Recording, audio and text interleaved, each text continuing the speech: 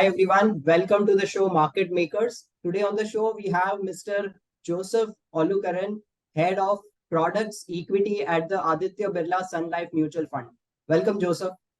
So thank you, Milan, for having me on this call, and I'm very excited to share our views on the upcoming NFO. Pleasure to have you on the show. Likewise. So Aditya Birla Mutual Fund is launching an NFO, which is a new fund offer. It is an open-ended equity scheme which will primarily invest in companies which come under the transportation and logistics sector. So Joseph, let's start with some basic questions. Is this the right time to invest in transportation and logistics sector? Milan, I think from what we see, how we see the landscape for transportation and logistics fund, I think it is a mixture of a lot of subsectors. So we have about 20 odd basic industries with 200 companies in the overall listed universe. So it has got a huge gamut in terms of investing. So it is not a sectoral fund. But it's a thematic fund. So I think from a time perspective, investors who are comfortable, 3 to 5 years investment time horizon, I think it's a very interesting time. There is a lot that is happening in this theme. And as I said, the theme is diversified. So we have auto ancillaries, we have logistics, and within that, smaller segment of e-commerce. There is a intertwined play of transportation and logistics generally have an overlap, right? So we have sectors like railway infrastructure, shipping. All of these companies are available today for us to invest in, and I think it's a pretty good time frame from an investor if they're looking to invest in this theme. Primarily because governmental push is also there. If you see Gati Shakti and Sagarmala Yojanas that government has implemented, it is taking off. We have seen direct freight corridors being pretty much 90%, 95% open. So whether it's the Western Rail Corridor or the Eastern Rail Corridor, all of this is going to come in, which reduce the transportation and logistics time significantly. And that will add to the overall benefit to the economy as a whole, and I'm sure it will result in good on a good keel for the theme as well. So it's a large universe, and within this universe, what would be your stock selection or investment strategy, particularly in this fund? So see, we as far as the strategy is concerned, I think we will apply both bottom-up and top-down approach.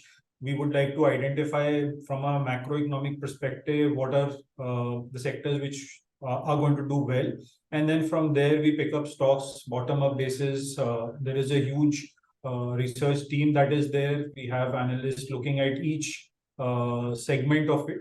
So that is primarily how we will understand. And as a fund house, we look at growth at reasonable price. That is our philosophy. GARP philosophy is what with which we invest, and we will be looking at companies which are priced appropriately and have that effect of compounding which would come in the period that we are looking at investing. So that predominantly is the style of investment and stock picking that we'll look at for this NFO. All right. And in terms of business model, do these companies in the logistics and transportation sector, do they have anything unique? For example, do they have higher ROCs or lower debt equity, better margins, relatively better margins? So I think, as I said, the spectrum itself is quite broad, and yes, the ROC, EBITDA margins, all of this will become a part of our investment universe. I'll give you a very interesting example while we were doing this. So, for example, auto ancillary as a sector, as a theme, if you look, India has come a long way. So from being a smaller provider of certain segment of ancillary. So if you look at a car, for example, if you're making a car, there are about components, as they say, it's roughly about, you take 1,000 odd companies to make a car. Okay, while the logo goes for, one single company, but the ancillaries are provided by different companies. So in India, what has happened is that today we have been the auto ancillary companies have been providing it to the domestic players. Yes, they have also extended this to global players, and within that segment also what they have done is that they have diversified their business. So assuming they started with one single component, now they have diversified it and integrated to give more of products to the end supplier. Also, what they have done is they looked at future and they're getting future ready. So, we've seen that there would be a transition from internal combustion engine, that is, petrol or diesel vehicles, to electronic vehicles. So if you see on two-wheeler, this adoption rate is very high, because generally the two-wheelers are city bound, while a passenger vehicle or a car is a long distance journey.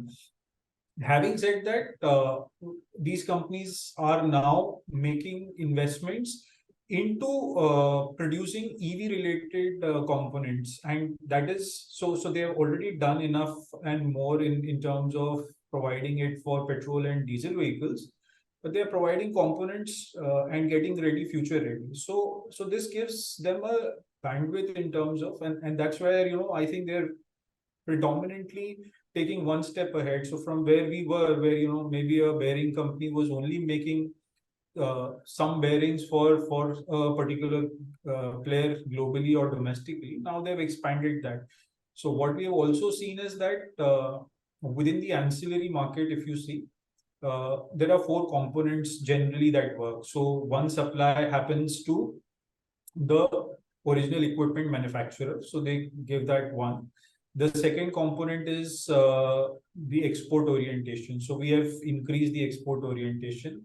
Then there is a domestic or aftermarket service. So, our cars and bikes, when they go for servicing, whatever equipment is that faulty and requires a little bit of change and churn, these guys also provide that. So they have the entire gamut, and each segment of this has grown at about 10 to 12% CAGR over the last 10 to 12 years. And they've created a decent pipeline as well for the growth to be maybe sustained in future as well.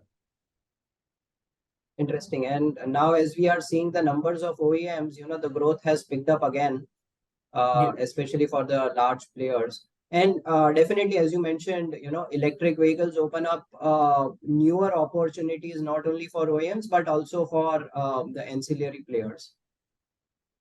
Interesting. And, when we compare Indian transportation and logistics companies, or rather, let's say if we compare the overall market, how does it stack up versus the global market?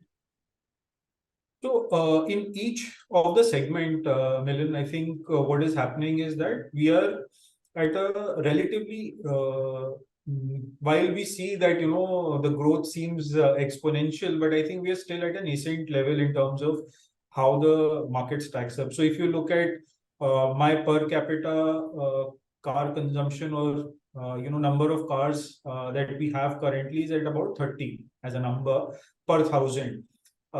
We look at China, and their number is about 215 cars per thousand. If you go a little west, it goes up to 800 plus, and more developed or advanced countries like Finland, Denmark, etc. There, this number goes beyond 1,000 as well. Similarly, for two-wheelers also, while when I go out on the street, I think there are enough and more two-wheelers. But if you look at it again from a Asian peers, Southeast Asian peer comparison, we still are at a relatively lower level at about 12% odd penetration versus a Thailand or Indonesia. These countries have higher penetration, closer to 26, 29 odd numbers. Similarly, if you look at logistics, so interestingly, how we look at logistics sector today is that it is relatively inefficient, the way we do the logistics, but there are And this has been understood by the government as well. So there have been steps being taken to address these issues systematically, so that the efficiency level increases. And in every step of the way, we are seeing that there is enough and more that the government, private players are doing to ensure that the efficiency on port, on railways, and in terms of transportation is increasing. So we are, compared to global peers, there is huge way that we can go up. So I'll give you an example. Normally a truck in India on a daily basis, if it's carrying certain goods and loads, it covers about 300 kilometers. While in the West, it is about 500 kilometers in the US, and in China, it's about 425 odd kilometers.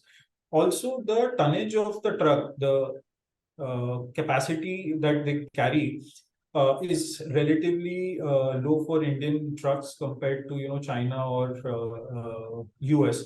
So I think there is enough and more that we are seeing. We are seeing a lot of upgrades happening, and it's just still at a relatively nascent stage compared to global. So that gives you an indication as to how much more ground that we can cover on all factors, all the sub themes that are available in this overall mega theme. There is enough and more that needs to be done. So a Niti Aayog report says that India will move from 30 cars per thousand people to about 175 odd in the year 2040, which is a huge number, right? And that is the kind of growth that we expect in all these segments, sub-segments of this theme that we have. And I think it's exciting time. We have seen, how the infrastructure has come up today. So traveling from point A to point B, most of the roads, I would say, are now very good, and people are willing to drive because the time taken has reduced significantly. The infrastructure on the highways is good. The toll mechanism is there, so your waiting period is relatively less. All of this will contribute to the overall theme itself, and we are very positive about that. Interesting. So, and apart from the speed of which India is building highways, which other macro themes are in play which you expect the fund to benefit from? So, as I said, I think logistics as such, transportation and logistics itself is huge building. So we had, for example, if we travel back in time and look at 2002, most of the ports. So we have about 12 large ports in India and 200 odd smaller ports.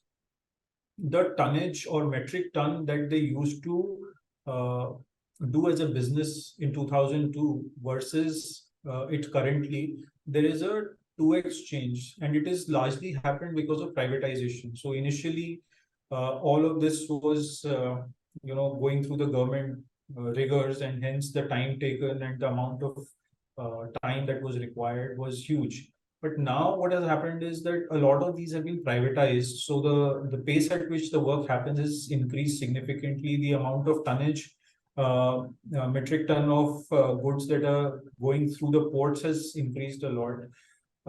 We are finding ways and means to connect. So, for example, from Mundra port to Dadri, somewhere in Haryana outskirts, they put a dedicated corridor, a freight line which is coming. So this time, which for this parcel which used to take a container would take about 72 hours to travel this time, has now been reduced once this is fully operational, which is expected. So it's about 95% operational, and remaining is expected to happen in by June of next year.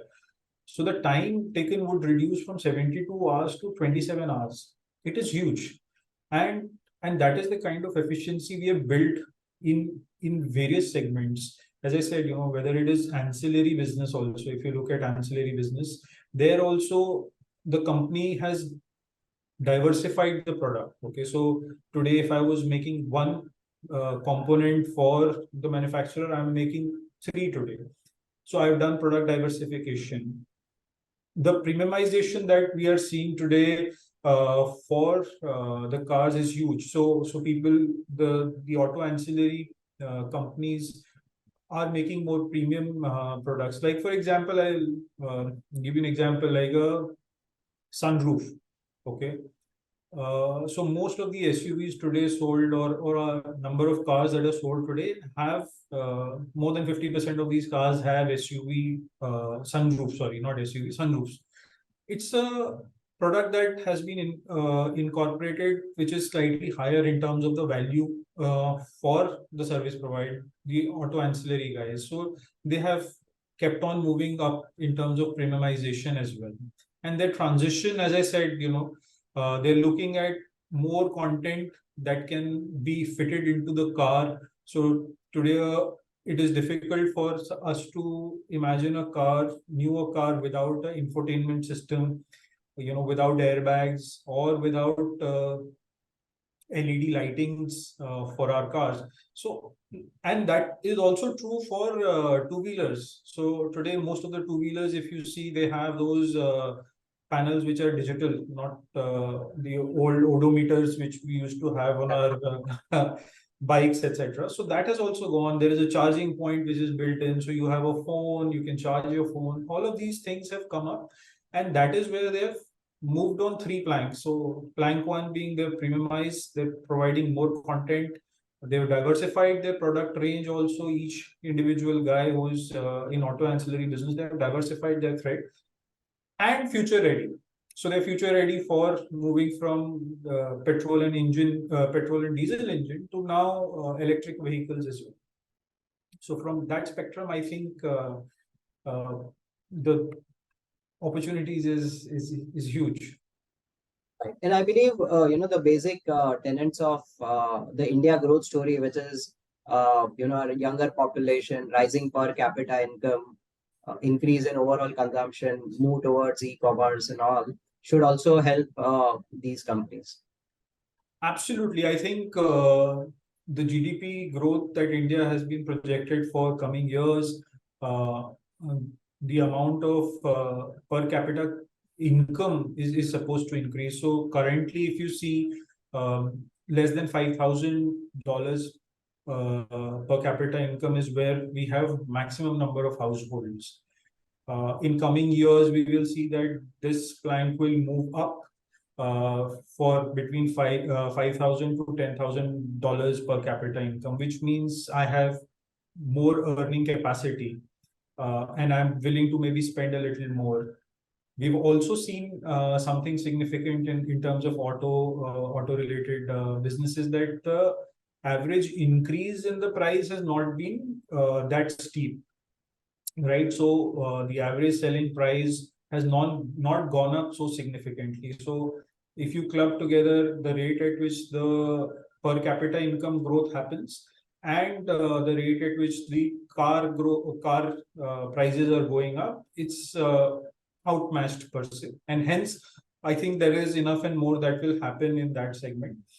Also, today the buyer, for example, is not the end user also of the car. So, for example, for a bike, generally the end user is the son or the daughter, while the buyer of this is the parent, and the newer generation is pretty clear as to they don't want to buy the entry level basic bike. They will force their parents, and I'm sure most of them would at certain point look at it and buy a slightly expensive or a premium bike or a two-wheeler. Even so in cars as well, I think today safety becomes important. It is important from a status standpoint as to what you're driving, and hence people are looking at moving up the ladder. So yes, absolutely right.